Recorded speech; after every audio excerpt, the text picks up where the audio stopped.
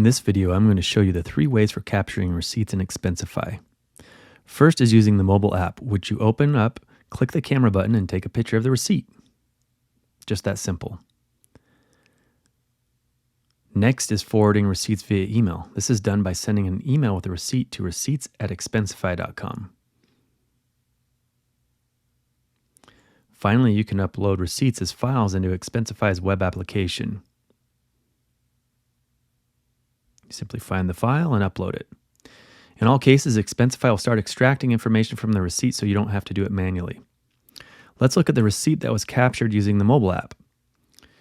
As you'll see once we open this up, the merchant date and total have been pulled from the receipt automatically. Now let's look at the email receipt. Again, when we open it up, we see that the document was added and the key information was also pulled automatically. Finally, we see the uploaded receipt has the merchant date total read from the receipt. From here, you can build reports and submit for approval. If this has been helpful, like this video, ask me a question in the comments, and subscribe to our channel for more content like this.